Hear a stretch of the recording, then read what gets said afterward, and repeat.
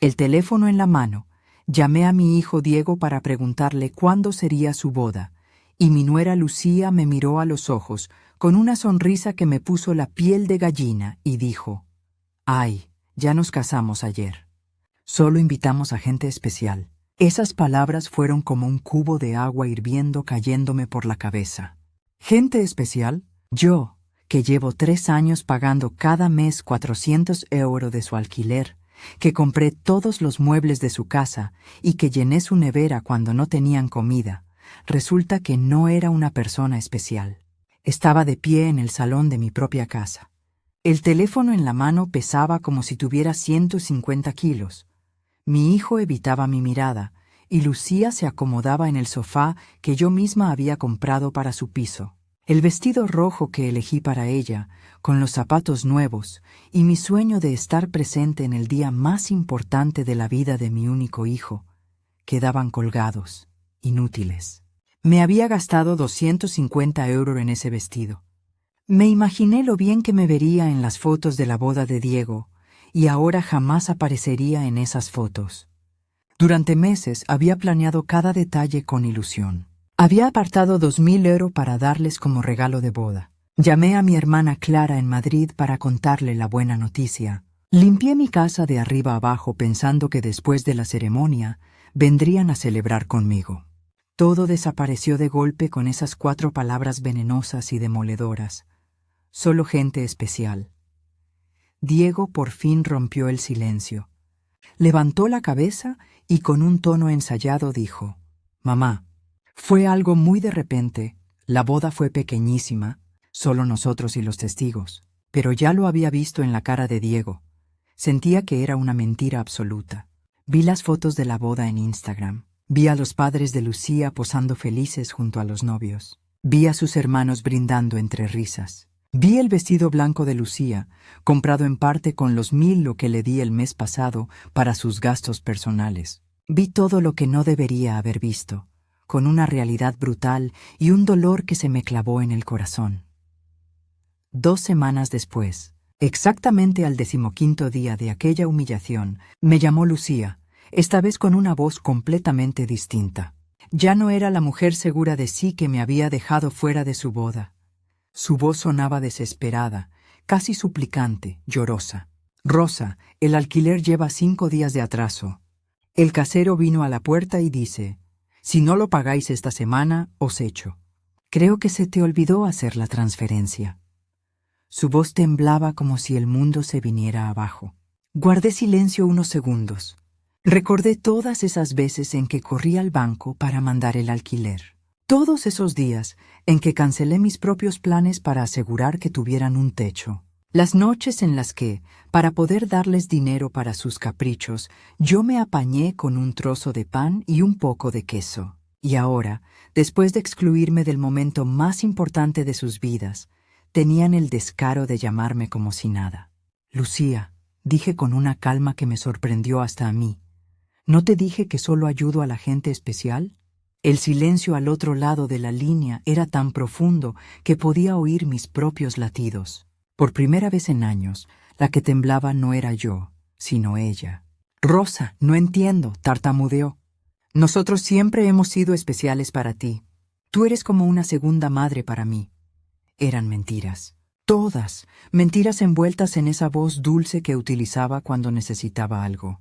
La misma voz con la que pedía dinero para el vestido de novia, para la luna de miel, para las alianzas, cosas que yo ayudé a pagar sin imaginar que jamás vería el intercambio de esos anillos. Durante años caminé sobre cristales, pesando cada palabra, cada gesto, cada regalo, con la esperanza de arrancar una migaja de cariño de mi propio hijo. Fui la madre perfecta, la suegra dócil, la proveedora silenciosa que no protestaba aunque la ignoraran.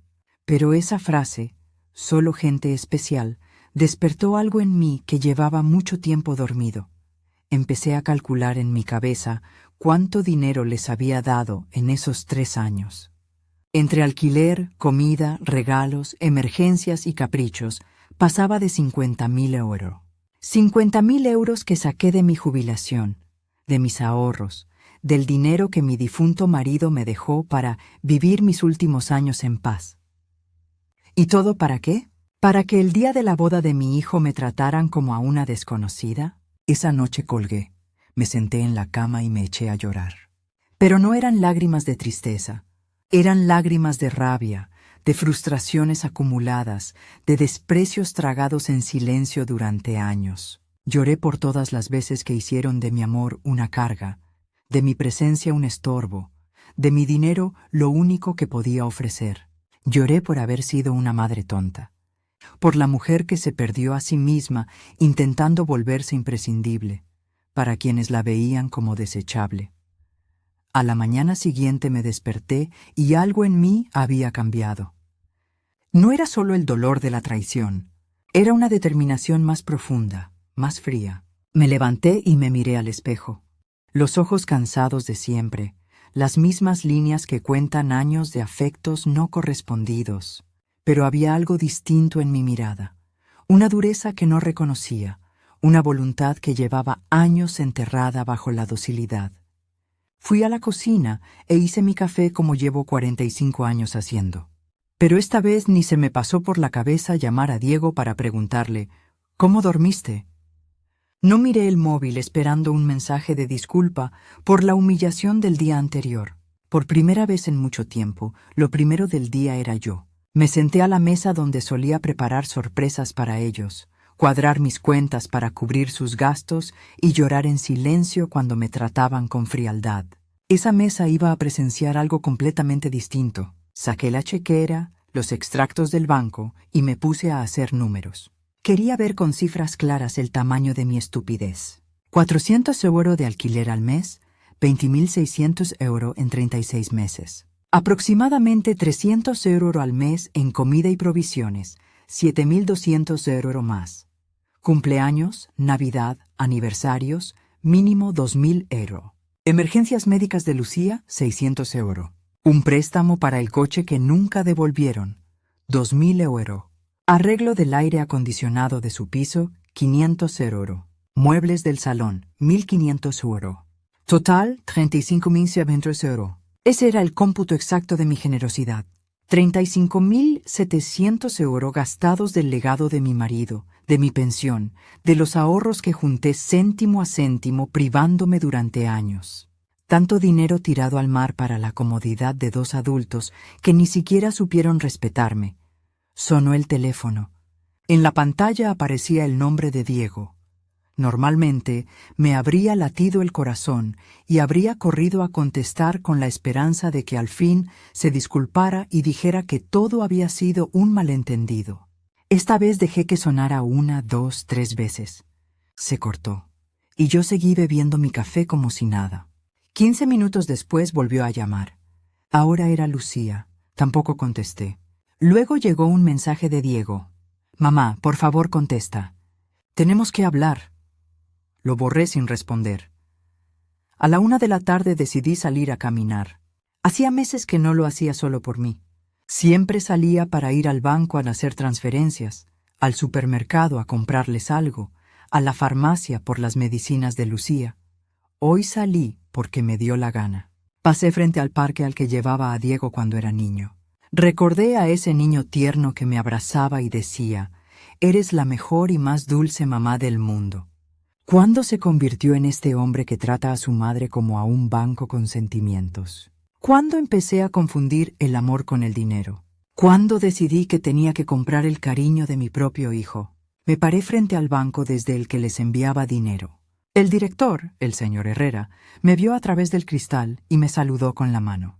Lo conozco desde hace años. Él procesaba todas las transferencias a Diego y Lucía. Fue testigo de cómo mi cuenta se vaciaba mes tras mes para llenarla de ellos. Entré y fui directa a su despacho. «Señor Herrera», dije, «tengo que cancelar las órdenes de transferencia programadas». Me miró sorprendido. Durante 3 años, esas transferencias habían salido puntuales. «¿Está segura, señora Méndez? ¿Ha pasado algo?» Su preocupación era sincera, más real que la de Diego en los últimos meses. «Lo que pasa es que por fin abrí los ojos», respondí. «Quiero cancelarlo todo y también saber cómo proteger mis cuentas». Ya no quiero que nadie más que yo tenga acceso a mi dinero. Mientras el señor Herrera tramitaba las cancelaciones, mi teléfono no paraba de sonar. Diego, Lucía, otra vez Diego, como si tuvieran una alarma que se activa cuando peligra su fuente de ingresos. Apagué el móvil por completo. Señora Méndez, dijo el señor Herrera entregándome los papeles. Perdone si me meto donde no me llaman, pero he visto durante años lo generosa que ha sido con su familia. Espero que no la estén presionando para hacer estos cambios. Sus palabras me llegaron muy hondo. Un hombre que apenas sabía de mi vida más allá de las gestiones bancarias mostraba una preocupación más auténtica que mi propio hijo. No estoy bajo presión, señor Herrera, respondí. Al contrario, por fin he dejado de presionarme a mí misma. Al salir del banco, sentí una extraña ligereza, como si hubiera dejado un peso enorme en aquel despacho. Por primera vez en años, mi dinero era completamente mío. Ya no tenía ninguna obligación económica con personas que me veían como un recurso, no como un ser humano. Volví a casa y pensé en todo lo que no había hecho para complacer a Diego y Lucía. Los viajes que pospuse para ahorrarles dinero. Las amistades que dejé de ver porque siempre tenía que estar disponible para sus emergencias. Los hobbies que arrinconé porque cada euro gastado en mí era un euro menos para sus necesidades. Al llegar había 3 coches delante de mi puerta. El de Diego, el de Lucía y otro que no reconocí. Vi movimiento dentro de casa por las ventanas. Se me heló la sangre. Tenían llaves. Les había dado llaves porque confiaba en ellos. Creí que algún día me cuidarían, como yo los había cuidado. Respiré hondo antes de abrir la puerta. Era el primer verdadero cara a cara de mi nueva vida. Al abrir, vi una escena que no olvidaré. Diego estaba en mi sofá, con la cabeza entre las manos. Lucía caminaba de un lado a otro como un animal enjaulado, y un hombre mayor, desconocido, hurgaba entre los papeles de mi mesa del comedor. Mis papeles, mis documentos personales. ¿Qué está pasando aquí?, pregunté con una voz más alta de lo que esperaba. Los 3 me miraron como si yo fuera la intrusa en mi propia casa. La primera en hablar fue Lucía, con la misma urgencia desesperada del teléfono. Rosa, menos mal que llegaste. Tenemos que hablar. El doctor Gutiérrez, del despacho con el que consultamos sobre tu situación. ¿Mi situación? La pregunta me salió con calma. ¿Qué situación? Yo estoy perfectamente. Diego por fin levantó la cabeza. En esos ojos que un día fueron de un niño inocente, ahora solo había pánico financiero. Mamá, fuimos al banco y dijeron que cancelaste todas las transferencias.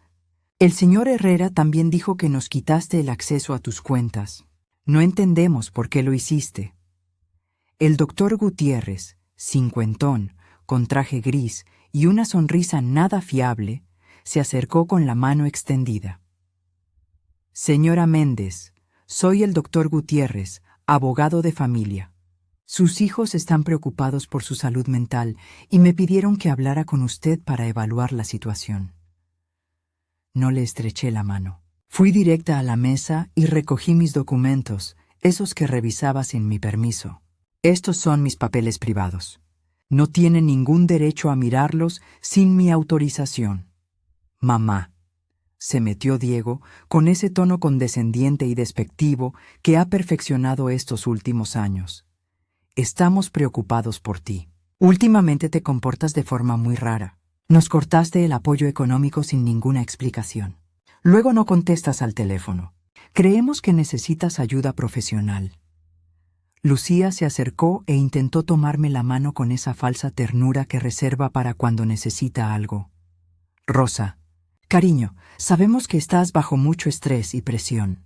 Tal vez la soledad te afecta más de lo que crees. A esta edad es normal cierta confusión. La palabra confusión sonó en mi cabeza como una sirena. Así que para eso trajeron a un abogado y a un doctor. No era para ayudarme. Era para declararme incapaz mental y hacerse con el control de mi dinero. La misma mujer que dijo que su boda era solo para gente especial, ahora me trataba como a una anciana senil.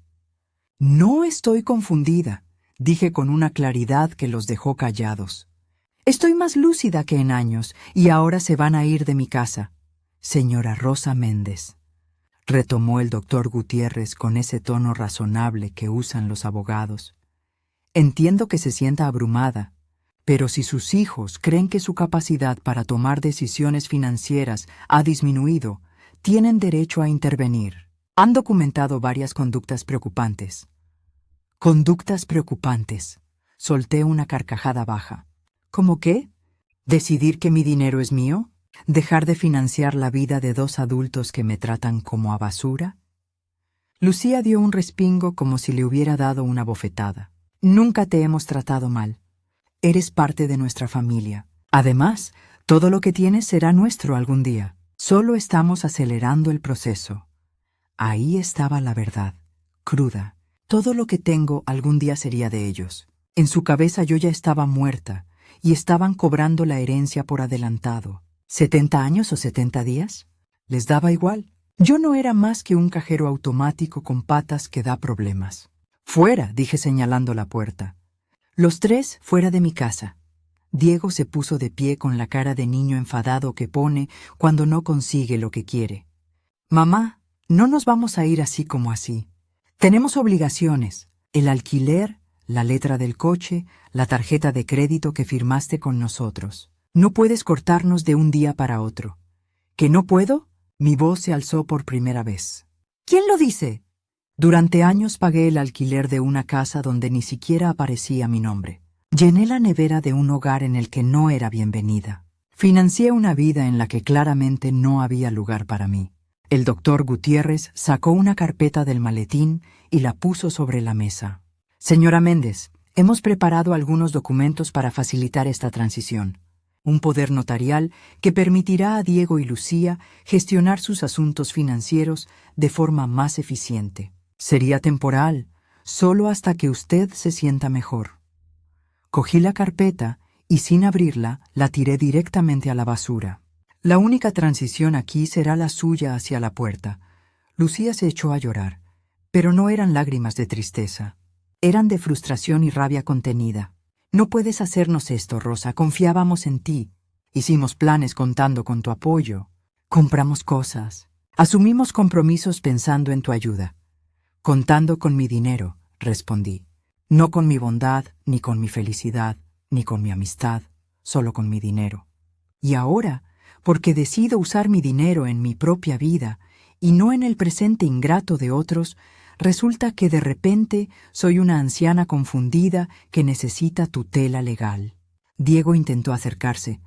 Di un paso atrás. Ya no era el niño que venía a mis brazos cuando tenía pesadillas. Era un hombre de 35 años que veía a su madre como el obstáculo entre él y una vida cómoda financiada por terceros. «Mamá, lo siento, nos equivocamos», dijo con una voz que pretendía despertar culpa. Lo de la boda fue un malentendido. Lucía estaba nerviosa. Yo estaba bajo presión. «Si vuelves a ser razonable, podemos arreglarlo». ¿Razonable? La palabra me dejó un sabor amargo en la boca.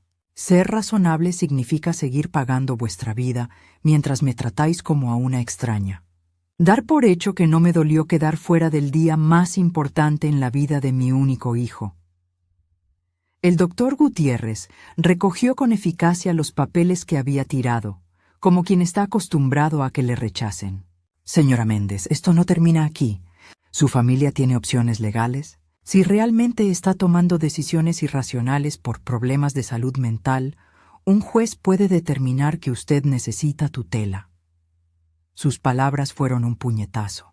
Entendí que ya no era solo una visita manipuladora, era una amenaza legal real.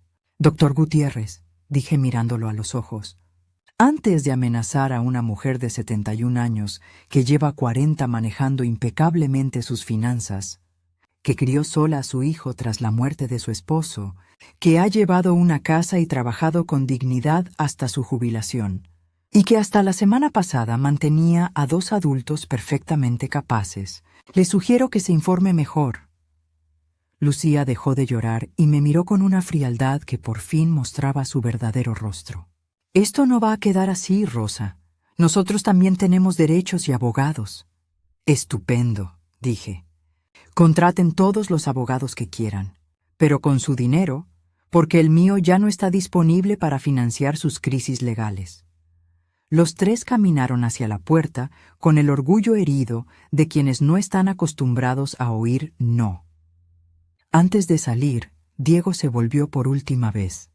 «Mamá, esto va a acabar muy mal para ti. Cuando realmente lo necesites, te vas a quedar sola, sin nadie que te cuide».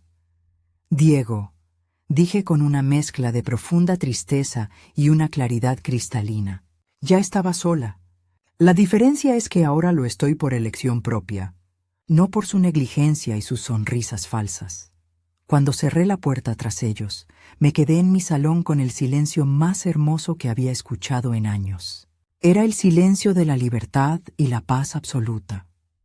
Esa noche no pude dormir, no por tristeza, sino por la adrenalina y la alegría de recuperar el control de mi vida. Me quedé despierta planeando mis próximos pasos como una general. Si Diego y Lucía querían guerra, la tendrían. Pero sería una guerra que pelearía con la cabeza, no con el corazón. A las 6 ya estaba vestida y lista para salir.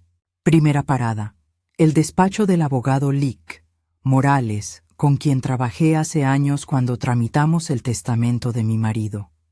A diferencia del tal doctor Gutiérrez, la reputación de Morales era intachable y era experto en derechos de los mayores. Le conté todo. «Lo que intentaron hacer sus hijos ayer es más común de lo que cree», dijo. «Se llama abuso financiero a personas mayores y es un delito serio. Que entraran en su casa sin permiso y revisaran sus documentos privados también es una violación grave». Sus palabras me tranquilizaron y me asustaron a la vez. Me tranquilizó saber que no estaba loca, que aquello era realmente abuso. Pero me asustó ver que era aún más grave de lo que pensé. «Vamos a documentarlo todo», continuó el Lick Morales. «Cada transferencia, cada regalo, cada presión que le hayan hecho para sacarle dinero. Y vamos a actualizar su testamento para proteger sus bienes de futuros intentos de manipulación». Pasamos 3 horas revisando mis registros financieros. Silbó al ver el total, 35.700 € en 3 años. «Señora Méndez, con ese dinero podría llevar una vida cómoda, viajar y disfrutar de su jubilación. En cambio, ha financiado por completo la vida de 2 adultos que ni siquiera la invitaron a su boda». Salí del despacho con un plan completo en la cabeza. 1. Cambiar todas las cerraduras de mi casa. 2. Instalar un sistema de seguridad con cámaras para protegerme de visitas sorpresa. 3. Abrir una cuenta nueva en otro banco sin ningún vínculo con ellos. 4. Volver a vivir la vida que llevo años posponiendo. Fui a la ferretería. El dueño, el señor Campos, me conoce desde hace años. Siempre compraba allí cosas para arreglar el piso de Diego y Lucía. Esta vez era diferente. «Señora Méndez, ¿qué la trae hoy por aquí? ¿Otra urgencia por su hijo?», preguntó, con esa familiaridad de quien ha sido testigo mudo de mi generosidad desperdiciada. «No, señor Campos. Esta vez es por mi casa. Quiero cambiar todas las cerraduras y que sean de la mejor calidad». Se sorprendió, pero no preguntó. Mientras veía cerraduras, pasó su hijo Julián, que instala sistemas de seguridad. Fue el destino. «Julián», dije, «necesito un sistema completo con cámaras». «El precio no importa». Todo quedó programado para el día siguiente, cuando recibí una llamada de un número desconocido. Como había bloqueado a Lucía después de la confrontación del día anterior, llamó desde otro teléfono. «Rosa, soy Lucía. Por favor, no cuelgues. Hablemos como personas civilizadas».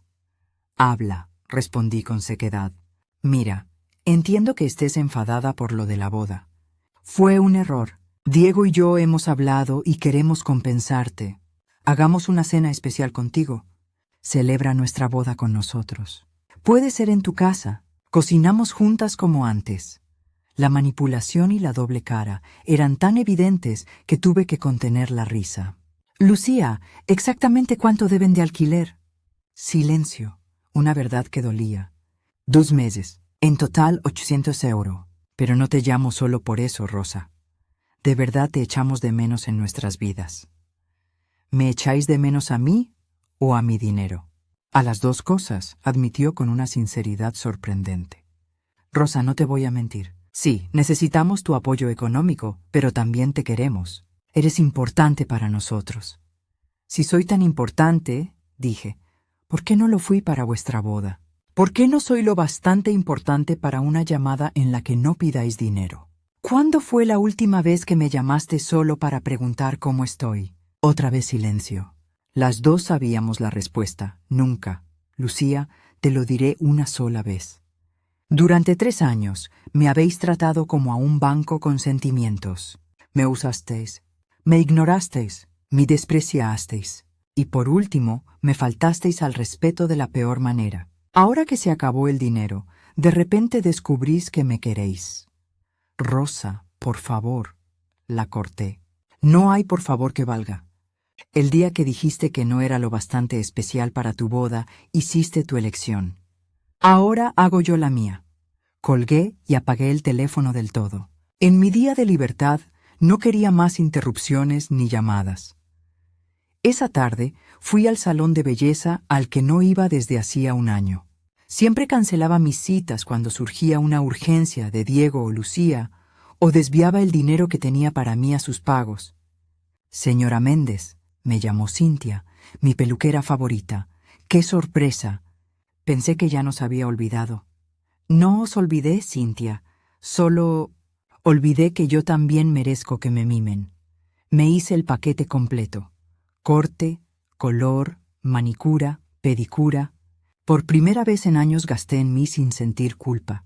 Mientras Cintia trabajaba mi pelo, me habló de su vida. Fue un alivio conversar sin que todo girara en torno a las necesidades de Diego y Lucía. Se ve maravillosa, dijo al terminar. Pero lo más importante es que se ve libre y feliz. ¿Pasó algo bueno? Sí, Cintia, respondí. Por fin aprendí a decir no. Esa noche, al volver a casa, vi un coche que no reconocía frente a mi puerta. Se me aceleró el corazón. ¿Diego y Lucía habrían vuelto con refuerzos? Pero al acercarme vi a una mujer mayor sentada en los escalones. «¿Señora Méndez?», preguntó mientras bajaba del coche. «Sí, soy yo. ¿Puedo ayudarla?» «Soy Elena Robles. Vivo en el edificio de al lado. Somos vecinas desde hace años, pero nunca tuvimos la oportunidad de hablar. Ayer escuché voces altas en su casa y me preocupé. ¿Todo bien?». Su preocupación sincera me tocó el alma. Una desconocida se interesaba por mí más que mi propio hijo, y sin ningún interés, solo por bondad. «Pase, señora Robles. Le haré un café y le contaré una historia que no va a creer». Mientras preparaba el café, le conté todo. Elena escuchó sin interrumpir, asintiendo de vez en cuando. Al terminar, tenía los ojos llenos de lágrimas. «Señora Méndez», dijo, «hizo lo correcto. Hace 5 años viví algo parecido con mi hija. Yo también creí que era mi deber financiar la vida de una adulta. Pensé que si no les daba dinero, no me querrían. ¿Y qué pasó? Cuando me di cuenta de que solo me llamaban cuando necesitaban algo, corté el grifo. Al principio fue horrible. Me amenazaron, me manipularon emocionalmente, intentaron hacerme sentir culpable. Pero a los 6 meses, mi hija me llamó para pedirme perdón de corazón. Ahora tenemos una relación real, basada en el amor, no en el dinero. Sus palabras me dieron esperanza. Me confirmaron que iba por el camino correcto. ¿Crees que Diego y Lucía algún día lo entenderán? Tal vez sí, tal vez no, respondió con honestidad. Pero ya no es tu responsabilidad, señora Méndez. Tu responsabilidad ahora es vivir tu propia vida. Esa noche, por primera vez en 3 años, me acosté sin preocuparme por si Diego y Lucía tenían dinero para el alquiler, la comida o sus caprichos. Me acosté pensando en mis planes, en mi futuro, y dormí mejor que en años. A la mañana siguiente, Julián y el señor Campos llegaron a las 8 para cambiar las cerraduras e instalar el sistema de seguridad. Mientras trabajaban, mi teléfono no paraba de sonar desde números desconocidos. Lucía seguía llamando desde distintos teléfonos, Pero yo ya había aprendido la habilidad de ignorar las llamadas que no me convenían. «Señora Méndez», me dijo Julián mientras instalaba las cámaras, «este sistema le va a dar tranquilidad total. Aunque no esté en casa, podrá ver en el móvil quién toca a su puerta. Si alguien entra sin permiso, se avisa automáticamente a la policía». Vi la ironía. Estaba poniendo un sistema de seguridad para protegerme de mi propio hijo, pero ya no me dolía como antes. Era simplemente una forma práctica de cuidar la paz que acababa de encontrar. Mientras ellos trabajaban, hice algo que no hacía desde hacía años. Llamé a mi hermana Clara en Madrid. Nuestra relación se había enfriado porque en cada conversación yo hablaba de las hazañas de Diego y Lucía, de cuánto dinero les había dado y del orgullo que me daba ayudarlos. Ahora me di cuenta de que nuestras charlas se habían convertido en informes financieros disfrazados de noticias familiares. «Rosa», dijo Clara, sorprendida. «Hermana, ¿cómo estás? Hace meses que no hablamos». «Estoy bien, Clara». «Muy bien, de hecho. Te llamo para decirte que por fin he recuperado el juicio». Le conté todo desde el principio. La boda secreta, la humillación, la visita con el abogado, mi decisión de cortar el dinero. Clara escuchó en silencio. Cuando terminé, su respuesta me sorprendió. «Rosa, ya era hora. En cada conversación me rompías el corazón, presumiendo de cuánto dinero les dabas, como si el amor se midiera en euros. Quise decirte algo, pero no sabía cómo». «¿Qué querías decir?» «Que en las reuniones familiares nunca escuché a Diego hablar de ti con cariño. Siempre era, mi madre pagó esto, mi madre compró aquello, pero nunca echo de menos a mi madre o quiero a mi madre. Era como si fueras un proveedor de servicios, no una persona». Sus palabras dolieron, pero era un dolor necesario, como limpiar una herida infectada. Duele, pero es parte de sanar. «¿Qué más notaste?» «Que Lucía siempre hablaba de ti en futuro. Cuando Rosa ya no esté, renovaremos el piso, o, cuando heredemos, invertiremos en el negocio. Era como si estuvieran esperando a que murieras para poder vivir». Esa verdad fue como otro cubo de agua hirviendo por encima. No solo me veían como un banco, me veían como un obstáculo temporal entre ellos y su dinero. Mientras yo intentaba hacerlos felices, ellos planificaban un futuro en el que yo no existía. Después de hablar con Clara, me senté en la cocina a asimilarlo todo. Años de matrimonio con un hombre que me quiso de verdad. 35 años criando sola a mi hijo tras la muerte de mi marido. Y 3 años financiando a 2 adultos que me veían como un obstáculo de 100.000 euros. Sonó el timbre. En la nueva cámara vi a Elena con una taza en la mano. Abrí, me tendió café recién hecho. «Después de lo que me contaste ayer, pensé que quizá te vendría bien un poco de compañía», dijo, con esa sonrisa sincera que ya empezaba a valorar. Nos sentamos en el salón y Elena contó más detalles de su experiencia. «Mi hija me dijo exactamente lo mismo que te dijo Lucía. Eres como una segunda madre. Somos especiales para ti. Algún día todo será nuestro». Son frases de libreto, Rosa. Están leyendo del manual de la manipulación emocional. ¿Crees que existe realmente ese manual? Bromeé a medias. Oficial no, pero parece que todos leen la misma página. Capítulo 1. Haz que se sienta indispensable. Capítulo 2. Crea emergencias económicas constantes. Capítulo 3. Si se resiste, cuestiona su cordura. Nos reímos, pero era una risa amarga. Ver patrones tan previsibles en nuestros propios hijos era cómico y trágico a la vez. ¿Sentiste culpa por cortar el dinero?, le pregunté a Elena. Cada día durante los primeros 3 meses, respondió con honestidad. Pero luego llegaron los resultados. Mi hija consiguió un segundo trabajo. Su marido dejó el golf y empezó a buscar horas extra los fines de semana. Aprendieron a vivir con lo que tenían. Y lo más importante, aprendieron a verme como una persona, no como un recurso. Esa tarde hice algo que llevaba años posponiendo: visitar la tumba de mi marido. Siempre encontraba excusas, alguna urgencia de Diego o Lucía, o que era mejor gastar el dinero del taxi en una de sus crisis.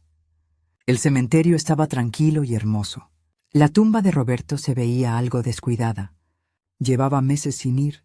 Me senté en la hierba junto a la lápida y hablé con él como si estuviera vivo.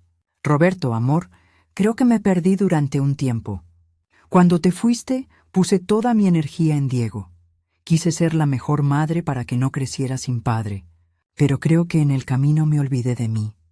Soplo una brisa ligera y por un instante sentí que me escuchaba. Nuestro hijo se convirtió en alguien que no reconozco. O tal vez siempre fue así y yo no quise verlo. Su esposa, ya sabes cómo es. Gasté el dinero que me dejaste para vivir en paz, en cuidarlos a ellos. Pero ya no, amor, he aprendido. Limpié la tumba, reemplacé las flores marchitas por otras frescas y me quedé 1 hora más, disfrutando del silencio. Por primera vez en años, no tenía prisa por volver corriendo para resolver las crisis de Diego y Lucía. Al volver a casa, otra vez 3 coches frente a la puerta. Esta vez estaba preparada. Las cámaras mostraban a Diego, Lucía y a 2 personas que no conocía. Se les veía nerviosos. Hablaban y señalaban mi casa. No salí del coche. Llamé a mi abogado, el Lic. Morales. Han vuelto. Esta vez con más gente. ¿Qué hago? No salga del coche, Rosa. Voy enseguida y llamaré a la policía. Después de lo de ayer, pedí una orden de alejamiento temporal. Tienen prohibido estar en su propiedad. En minutos llegaron el Lic, Morales y 2 patrullas. Observé a los agentes hablar con Diego y Lucía. Vi a mi hijo gesticular con ira. Vi a Lucía llorar otra vez, pero esta vez sus lágrimas no me movieron. Uno de los agentes se acercó a mi coche. Señora, puede bajar con tranquilidad. Sus visitantes se irán de inmediato. Al bajar, Diego gritó desde la calle: Mamá, esto es absurdo. Somos familia. No llamas a la policía a tu propio hijo. Diego, dije con una calma que me sorprendió, la familia no amenaza con iniciar un proceso de incapacidad mental. La familia no entra en tu casa sin permiso. La familia no trata a su madre como a un cajero automático. Lucía gritó desde la acera de enfrente: Vas a pagarnos todo lo que nos debes. Hay facturas que firmaste con nosotros. No puedes dejarnos tirados así, intervino el Lic. Morales, a partir de ahora, toda comunicación se hará a través de mi despacho, y le sugiero que busquen un abogado. Porque mi clienta tiene documentados, con todo detalle, los pagos voluntarios que hizo los últimos 3 años. Los vi subir al coche y marcharse, vencidos pero no rendidos. Sabía que esto no había terminado, pero por primera vez me sentía segura. ¿Tenía apoyo profesional? Tenía el apoyo emocional de Elena. Y sobre todo, tenía una claridad mental sobre lo que estaba bien y lo que estaba mal. Esa noche, Elena me invitó a cenar con sus amigas del club de jardinería. También estaba su hija. Pude ver con mis propios ojos lo que es una relación familiar sana. Se hablaban con respeto, se interesaban de verdad por sus vidas, reían juntas. En toda la noche, la hija no pidió dinero ni una sola vez. Yo habría querido esto con Diego, le confesé a Elena cuando su hija se fue. Quizá algún día, respondió. Pero antes tiene que aprender que no eres un recurso, sino una persona que merece respeto y cariño. Por primera vez en semanas, me dormí con esperanza. Los días siguientes fueron extrañamente tranquilos. Las cámaras mostraban que Diego y Lucía pasaban por delante de mi casa varias veces al día. A veces aminoraban la marcha, a veces aparcaban unos minutos sin bajar, como si estudiaran mi rutina buscando el momento de su próximo movimiento. Anoté cada visita con fecha y hora, como me aconsejó el Lic. Morales. Su insistencia jugará a nuestro favor, me dijo. Cada vez que vengan después de haberles dicho que no se acerquen, refuerzan nuestra solicitud de orden de alejamiento permanente. El viernes por la mañana, desayunaba en paz cuando sonó el timbre. En la cámara había una joven muy elegante, con una carpeta en la mano y una sonrisa profesional. No la conocía, pero por su porte se notaba que no era una visita social. «Buenos días, señora Rosa Méndez», dijo cuando abrí. «Soy trabajadora social de la Oficina de Servicios para Mayores. Hemos recibido un aviso de que podría estar en riesgo y necesitamos hacer un control de bienestar». Se me heló la sangre. Diego y Lucía habían subido la apuesta. Ya no eran solo amenazas de abogados privados. Habían involucrado al Estado. «¿Puedo ver su identificación?», pregunté intentando mantener la calma. Por supuesto. Mostró un carnet oficial. «Soy la trabajadora social, señora Delgado. ¿Puedo pasar a hablar con usted?». La dejé entrar. Negarme podría empeorar las cosas. Se sentó en mi salón y sacó un formulario de su carpeta. «Señora Méndez, hemos recibido informes de cambios importantes recientes en su conducta financiera, ruptura de comunicación con su familia y signos de paranoia al instalar sistemas de seguridad innecesarios. También se indica que ha rechazado ayuda médica y legal recomendada por sus seres queridos». Cada palabra parecía escogida para presentarme como una anciana con problemas mentales. Reconocí la pluma de Lucía en el lenguaje usado. Siempre fue hábil para retorcer las palabras a su favor. «Señora Delgado», dije con la mayor dignidad posible, «antes de responder a sus preguntas, quiero llamar a mi abogado». «Señora, esto no es un interrogatorio legal. Es un control de bienestar. Si no tiene nada que ocultar, no debería haber problema en hablar conmigo». El «si no tiene nada que ocultar» me encendió. Es la misma lógica que usan los abusadores para justificar sus invasiones. Si eres inocente, no te quejes de que violemos tu privacidad. «Señora, voy a llamar a mi abogado.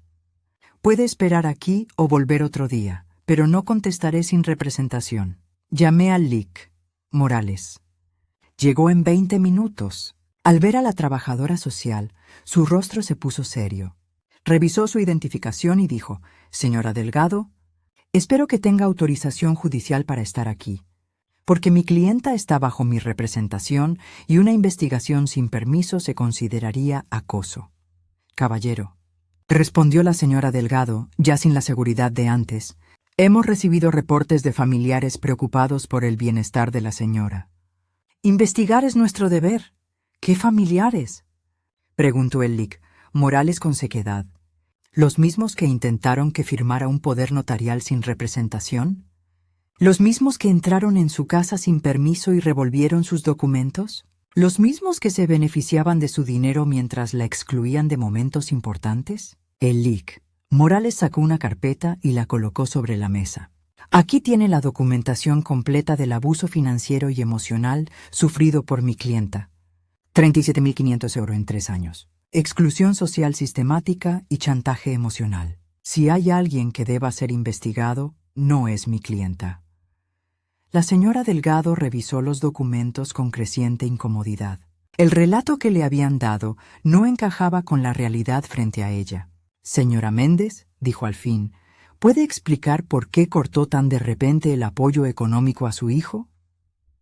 «Porque finalmente me di cuenta de que me estaban utilizando», respondí con sencillez. «Porque para ellos yo no era una madre, sino una cuenta bancaria. Porque me cansé de financiar la vida de personas que me ven como un obstáculo».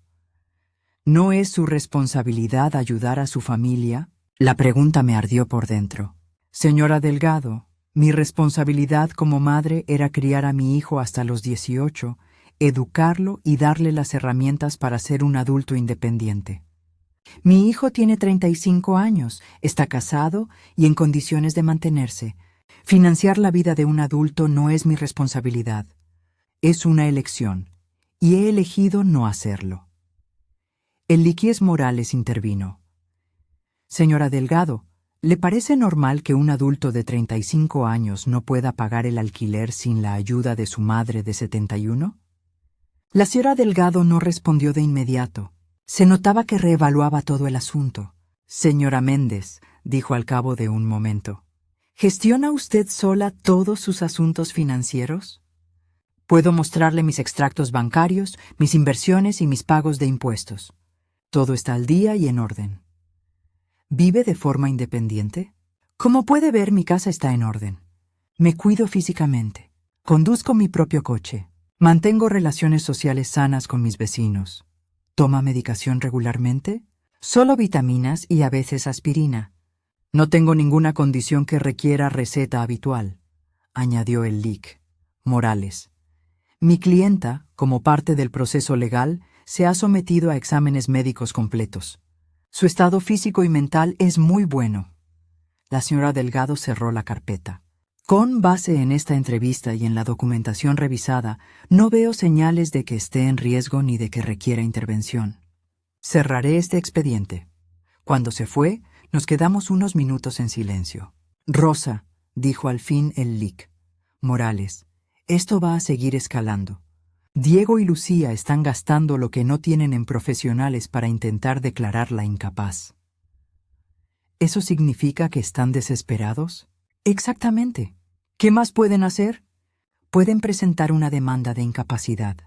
Es costosa y difícil de ganar. Pero si encuentran a un juez empático y a un psiquiatra que declare a su favor, podrían conseguir un tutor. La idea me horrorizó. Podrían hacerse con el control de mi dinero. Pueden intentarlo, dijo, pero tenemos pruebas sólidas de que usted maneja sus asuntos con plena competencia y de que su motivación es protegerse de su codicia, no otra cosa. Esa tarde llamé a Clara para desahogarme.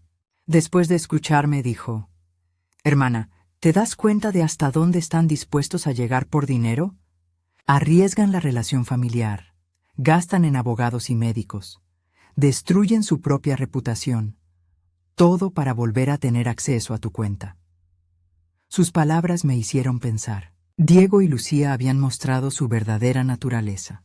No había vuelta atrás, tampoco una verdadera posibilidad de reconciliación. Para ellos yo nunca fui madre ni suegra respetada. Siempre fui dinero con piernas. Duro pero liberador. Ya no tenía que dudar si había tomado la decisión correcta. Ya no tenía que sentirme culpable por protegerme. Ellos mismos demostraron que mi bienestar emocional y físico les importaba menos que mi dinero. Esa noche, Elena llegó con una sorpresa. Invitó a sus amigas del club de jardinería para presentármelas. Rosa, dijo. Ellas son Cintia, María, Carmen y Alfonsina. Todas hemos pasado por cosas parecidas. Pasamos la noche compartiendo historias. María había tenido que poner límites a un hermano que siempre pedía dinero. Carmen cortó la relación con una hija que solo la visitaba cuando necesitaba algo. Alfonsina cambió su testamento al darse cuenta de que sus nietos la veían como su plan de jubilación. ¿Saben qué es lo que más me duele?, pregunté. No es el dinero que di.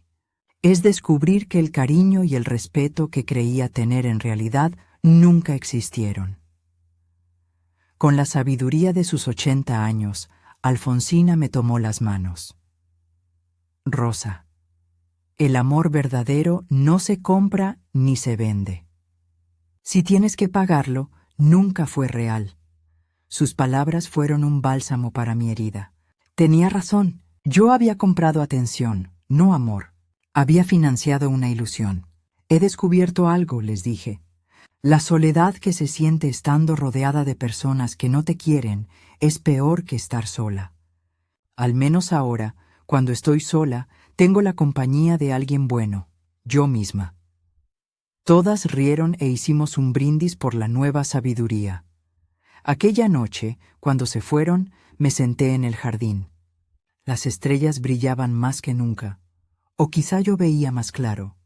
Por primera vez en mi vida adulta, era completamente independiente en lo financiero. No tenía a nadie dependiente de mí. No tenía obligaciones económicas con nadie. Y lejos de asustarme, eso me emocionaba. Podía viajar cuando quisiera. Podía reformar mi casa. Podía comprarme ropa bonita.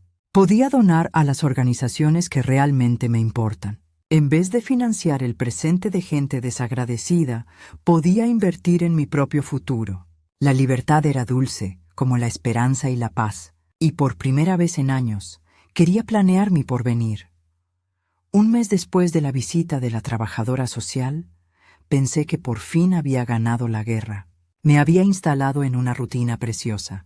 Desayunos tranquilos, periódico, jardín.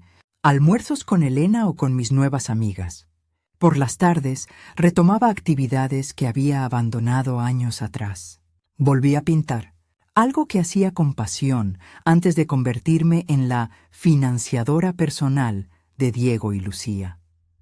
Pero un jueves por la mañana, mientras pintaba flores en el caballete, llegó el Lic, Morales con el ceño fruncido. Se me heló la sangre. «Rosa, tenemos que hablar. Diego y Lucía han presentado formalmente una demanda de incapacidad en el juzgado de familia. Solicitan que se te nombre un tutor». Sus palabras cayeron sobre mí como una piedra. Sabía que era posible, pero escucharlo en voz alta lo volvió real y aterrador. ¿Eso significa que podrían hacerse con el control de mi dinero? Si un juez determina que no puedes manejar tus asuntos, sí. Podrían nombrar a Diego como tu tutor legal y él tendría control total sobre tus finanzas. Me dejé caer en el sofá. Sentí el peso de la traición más profunda de mi vida. Mi propio hijo intentaba declararme incapaz legalmente para quedarse con mi dinero. Lic, Morales, ¿qué pruebas pueden tener? Usted mismo ha visto que soy completamente capaz. Tienen 3 testimonios que dicen que su conducta es inestable. Presentan supuestas facturas médicas impagadas y recetas acumuladas de medicamentos que, según dicen, usted no toma. Pero eso es mentira. No tengo facturas impagadas ni medicamentos almacenados. Lo sé, Rosa, pero han fabricado pruebas que suenan convincentes. Además, el doctor Torres presenta una declaración en la que afirma que usted se negó a colaborar con una evaluación psiquiátrica y que eso es evidencia de deterioro mental. La maniobra era diabólica. Mi negativa a una evaluación innecesaria se convertía en prueba. Mi instinto de protegerme se transformaba en evidencia de que necesitaba protección. ¿Quiénes son los 3 testigos? Revisó los documentos. Por supuesto, Lucía. Un vecino llamado señor Domínguez y un tal señor Verdejo que dice ser su farmacéutico. El señor Domínguez era el hombre antipático del edificio de enfrente que siempre armaba lío si mis amigas aparcaban delante. El señor Verdejo sí era mi farmacéutico, pero no entendía por qué estaría en contra. «Tengo que hablar con el señor Verdejo», dije. «Aquí hay gato encerrado». Esa tarde fuimos a la farmacia. El señor Verdejo me recibió nervioso. «Señora Méndez, qué gusto verla». «¿Cómo está, señor Verdejo?» «Me han dicho que firmó una declaración diciendo que yo me comporto de forma inestable con mis medicamentos». «¿Es cierto?» Se puso rojo como un tomate. Hace unas semanas vino su nuera a preguntar por sus medicinas. Dijo que estaba preocupada porque usted actuaba raro. ¿Y usted qué le dijo? Que solo tomaba vitaminas y de vez en cuando aspirina. Que no tenía receta regular, pero insistió en que eso demostraba que no cuida su salud. Intervino el Lic. Morales, ¿firmó algún documento? Trajo un papel. Algo así como: confirmo compras irregulares de medicación por parte de la señora Méndez.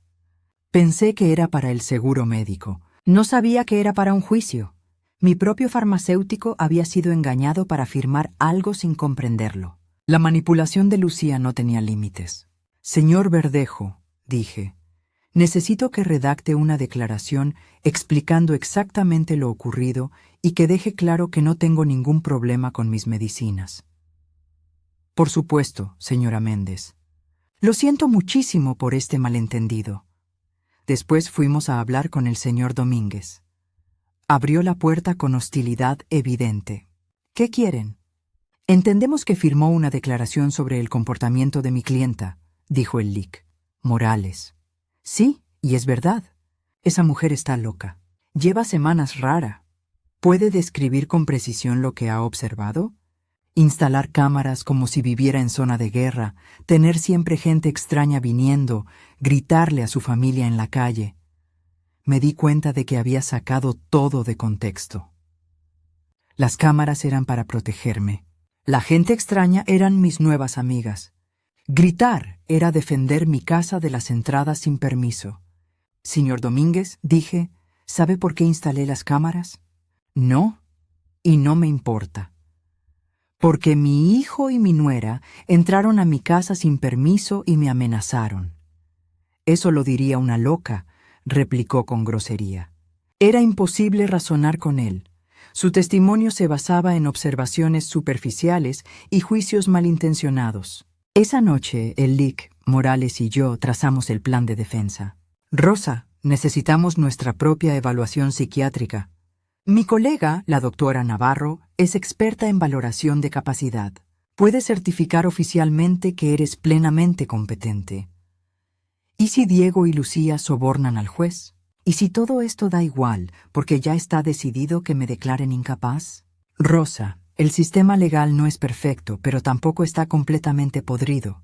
Tenemos pruebas sólidas de tu capacidad y de sus motivaciones económicas. Vamos a luchar.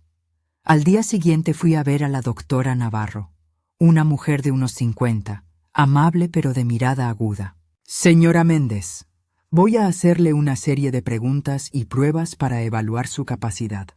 Tómese su tiempo y responda con honestidad. Durante 2 horas me preguntó sobre memoria, razonamiento, comprensión financiera y salud emocional. Hizo test cognitivos. Resolví problemas matemáticos y lógicos. Señora Méndez, dijo al final, sus resultados están muy por encima de la media para su edad. No solo es competente, su función cognitiva es excelente. Doctora, ¿por qué cree que mi familia hace esto? Por lo que me ha contado y por los documentos que he visto, es un caso clásico de explotación financiera de mayores. Por desgracia más común de lo que se piensa, salí validada pero triste. Tener confirmada por una profesional mi salud mental me aliviaba, pero también confirmaba que el juicio era real y necesario. Esa tarde, Elena organizó una reunión urgente con sus amigas del club. Todas se indignaron al oírlo de la demanda de incapacidad. Rosa, dijo María, testificaremos a tu favor. Llevamos semanas contigo y se ve lo bien que estás. Mejor que muchas cuarentonas que conozco, añadió Cintia. Con la sabiduría de sus 80, Alfonsina me tomó las manos. Rosa, hija, lo que están haciendo tus hijos no es nuevo. Generaciones de hijos codiciosos han intentado llamar locos a sus padres para quedarse con su dinero. Pero tú tienes algo que a muchas víctimas les falta: documentación, apoyo legal y amigas dispuestas a testificar. Sus palabras me dieron esperanza. No estaba sola en esta guerra. Tenía un ejército de mujeres fuertes que habían presenciado mi transformación. ¿Saben qué es lo más triste de todo? Dije. Que Diego y Lucía estén dispuestos a destruir cualquier posibilidad de reconciliación real por dinero. Aunque estuviera dispuesta a perdonar todo hasta aquí, a partir de ahora no hay vuelta atrás. Quizás sea lo mejor, dijo Cintia. Al menos ahora sabes exactamente quiénes son y puedes actuar en consecuencia. Esa noche lloré de verdad por primera vez desde que empezó esta pesadilla. No de tristeza, de duelo, me despedí del hijo que creí tener, del sueño de una familia amorosa y de la ilusión de que mi amor incondicional sería correspondido. Pero también nació algo nuevo, una determinación de hierro para no dejar que me arrebataran no solo el dinero, sino mi dignidad y mi libertad. La guerra empezaba oficialmente, y yo estaba lista. El juicio llegó 3 semanas después. Me levanté temprano, me puse mi mejor traje negro y miré al espejo a alguien más decidida que nunca. Ese día no solo se juzgaría mi capacidad mental, se juzgarían mi honor, mi derecho a vivir sin abuso y mi valor más allá de mi cuenta bancaria. El Lic. Morales llegó a las 7. Repasamos la estrategia por última vez. Rosa, recuerda, dijo, la carga de la prueba es de ellos. Tienen que demostrar que no eres capaz. Nosotros solo tenemos que mostrar que sí lo eres. ¿Y si el juez ya viene con prejuicios? El juez Ramírez es conocido por ser justo. Revisé sus casos anteriores. No favorece a las familias automáticamente. Está comprometido con la protección de los derechos de los mayores. A las 9 estábamos en el juzgado. En el pasillo vi a Diego con un traje recién comprado para la ocasión y a Lucía de negro como si fuera a un funeral. Tal vez lo era, el funeral de nuestra familia. Cuando crucé miradas con Diego, él apartó los ojos. Lucía me sostuvo la mirada con la frialdad de quien ve esto como un trámite. Su abogado, un hombre mayor con la confianza de haber ganado casos similares, dejó clara su estrategia en la apertura: presentarme como una anciana confundida, alejada de su familia por influencias externas. «Señoría», dijo con voz grave, «la señora Rosa Méndez ha mostrado en los últimos meses un claro deterioro cognitivo. Ha cortado por completo el apoyo económico a su familia sin explicación racional. Ha instalado sistemas de seguridad innecesarios por paranoia y se ha aislado bajo la influencia de personas que dicen querer su bien». Cada palabra estaba cuidadosamente elegida para convertir mi empoderamiento en demencia y mi libertad en manipulación. Luego vinieron los testigos. Primero Lucía. Su actuación merecía un Oscar. Lloró mientras relataba que yo había cambiado por completo, que estaba hostil y paranoica, que me había aislado de la familia que me quería. «Señoría», dijo con voz temblorosa, «Rosa siempre fue como una segunda madre para mí. Ver su deterioro mental es devastador. Solo queremos que reciba el cuidado que necesita». Mentiras envueltas en lágrimas convincentes. En el contrainterrogatorio, el Lico Morales dejó ver las grietas. «Señora Lucía, ¿puede decirle al tribunal cuándo fue la última vez que llamó a mi clienta sin pedirle dinero?» Lucía titubeó. «Bueno, siempre hablábamos de muchas cosas. ¿Puede dar una fecha concreta?» «No recuerdo las fechas exactas».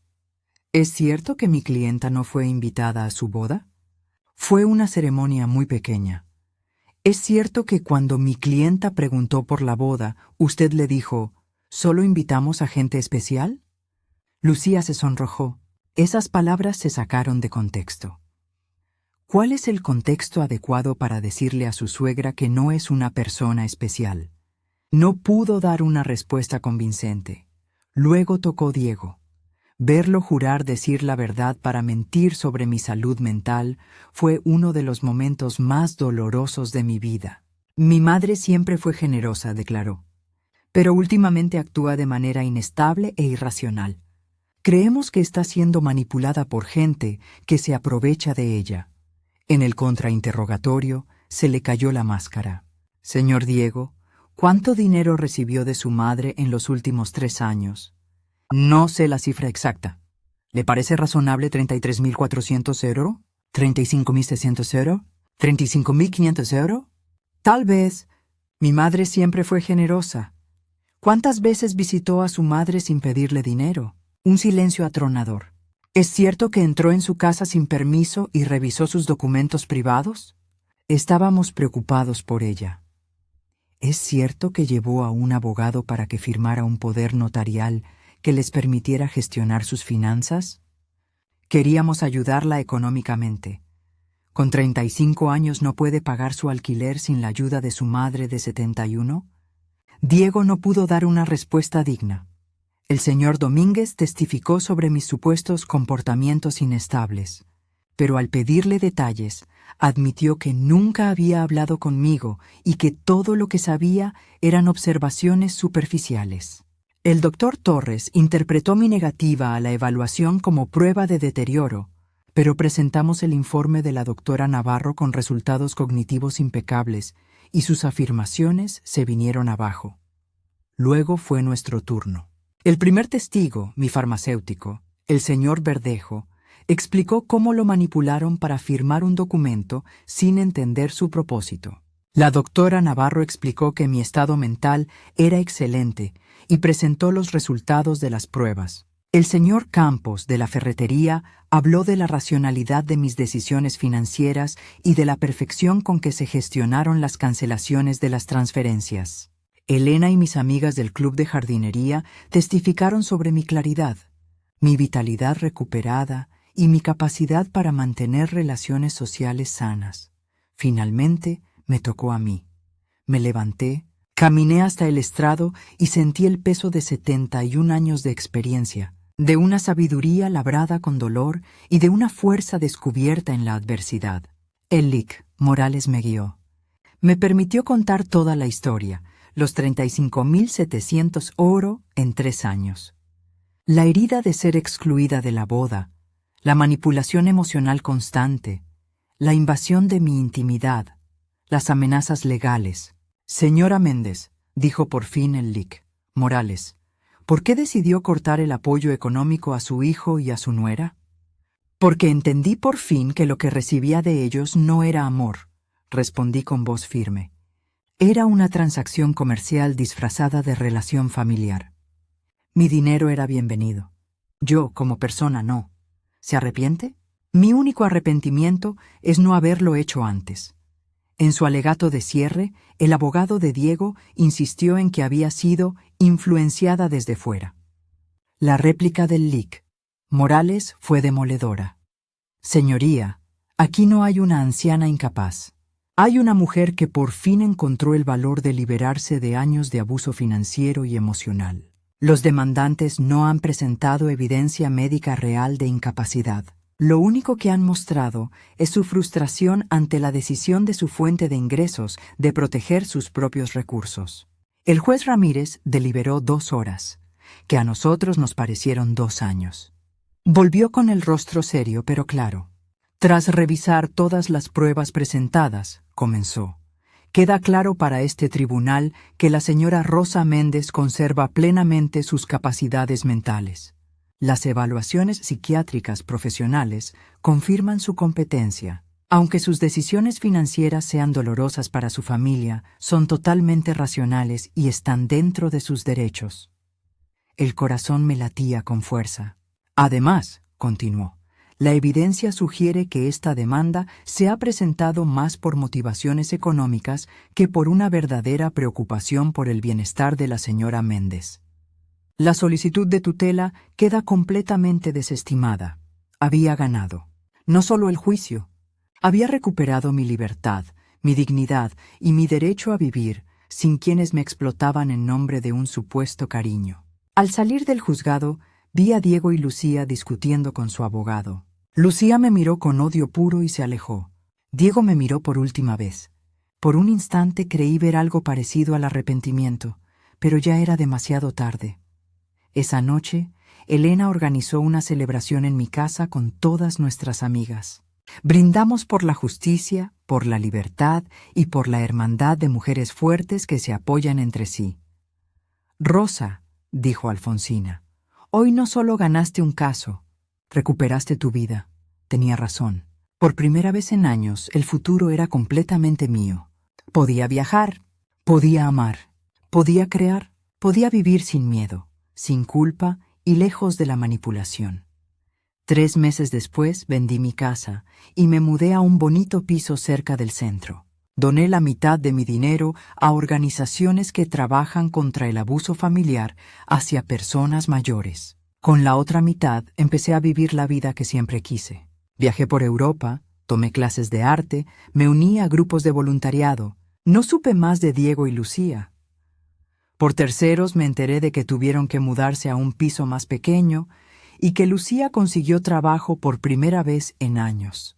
Quizá las dificultades les enseñaron lo que mi generosidad nunca pudo, el valor del trabajo honesto y de la independencia.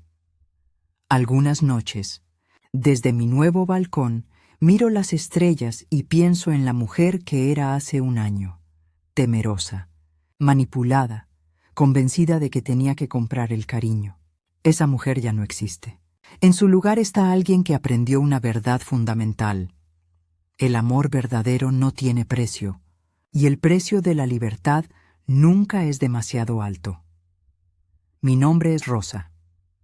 Tengo 72 años y por fin aprendí que la persona más importante a la que debo amar y proteger es a mí misma. Si te ha gustado mi historia, puedes apoyarme con una donación para que pueda escribir más. Gracias de antemano. ¿Y tú? ¿Qué habrías hecho en su lugar? Me encantaría escuchar tu opinión. Compártela en los comentarios. Siempre me interesa saber qué piensas y también cuéntame dónde escuchaste esta historia. Para más historias de vida como esta, dale me gusta al video y suscríbete a mi canal. Te esperan muchas más historias. Con todo mi cariño. Hasta la próxima, R.